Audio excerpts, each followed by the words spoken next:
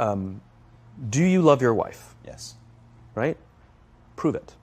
Like, what's the metric? Give me the number that helps me know, right? Because when you met her, you didn't love her, right? Sure. Now you love her, right? Tell me the day the love happened. It's an impossible question, right?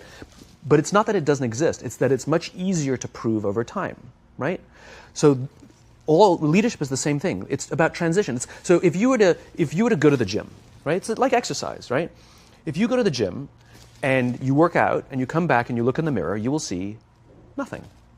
And if you go to the gym the next day and you come back and you look in the mirror, you will see nothing, right? So clearly there's no results, can't be measured, it must not be effective. So we quit, right? Or if you fundamentally believe that this is the right course of action and you stick with it, like in a relationship, I bought her flowers and I wished her happy birthday, and she doesn't love me. Clearly I'll give up. You know, that's not what happens. If you believe there's something there, you commit yourself to an act of service. You commit yourself to the regime, the exercise. You can screw it up. You can eat chocolate cake one day. You can skip a day or two. You know, it allows for that. But if you stick with it consistently, I'm not exactly sure what day, but I know you'll start getting into shape. I know it. And the same with the relationship. It's not about the events. It's not about intensity. It's about consistency, right? You go to the dentist twice a year, your teeth will fall out.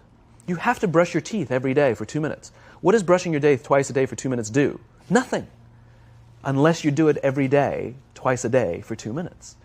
Right? It's the consistency. Going to the gym for 9 hours does not get you into shape. Working out every day for 20 minutes gets you into shape. So the problem is we treat leadership with intensity. We have a 2-day offsite, we invite a bunch of speakers, we give everybody a certificate. You're a leader, right? Those things are like going to the dentist. They're very important. They're good for reminding us or getting us back on track, learning new lessons. But it's the daily practice of all the monotonous, little, boring things like brushing your teeth that matter the most. She didn't fall in love with you because you remembered her birthday and bought her flowers on Valentine's Day. She fell in love with you because when you woke up in the morning, you said good morning to her before you checked your phone. She fell in love with you because when you went to the fridge to get yourself a drink, you got her one without even asking.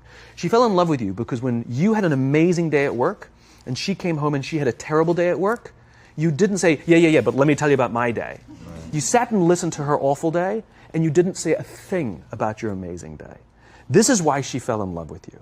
I can't tell you exactly what day, and it was no particular thing you did. It was the accumulation of all of those little things that she woke up one day and as if she pressed a button, she goes, I love him, right? Leadership is exactly the same. There's no event. There's no thing I can tell you you have to do that your people will trust you. It just doesn't work that way. It's an accumulation of lots and lots of little things that anyone by themselves is innocuous and useless. Literally, pointless by themselves. People will look at little things that are good leadership practices and say, that won't work. And you're absolutely right. But if you do it consistently, and you do it in combination with lots of other little things, like saying good morning to someone, that looking them in the eye. My friend George, who's a 3-star general in the Marine Corps, he says his test for leadership, and I love this, he goes, his test for a good leader is if you ask somebody how their day is going, you actually care about the answer. Right? The number of times we're walking to a meeting, we're rushing, we go, how are you? Not good, I got to get to you later, I'm late for a meeting. Right. If you ask the question, you were standing there and you were listening to the answer. It's those little innocuous things that you do over and over and over and over that people will say, I love my job. Not I like my job. I like my job means, yeah, the challenge is great, they pay me well, I like the people. I love my job means, I don't want to work anywhere else. I don't care how much somebody else is willing to pay me. I'm devoted to the people here, and I care desperately about the people here as if they were my family. In business, we have colleagues and coworkers. In the military, they have brothers and sisters. That's how they think of each other, right? If you really have a strong corporate culture, the people will think of each other like brothers and sisters. It's like a family, right? No. Brothers and sisters. Deep love. Fight, but the love doesn't go away. Right? Bicker, the love doesn't go away.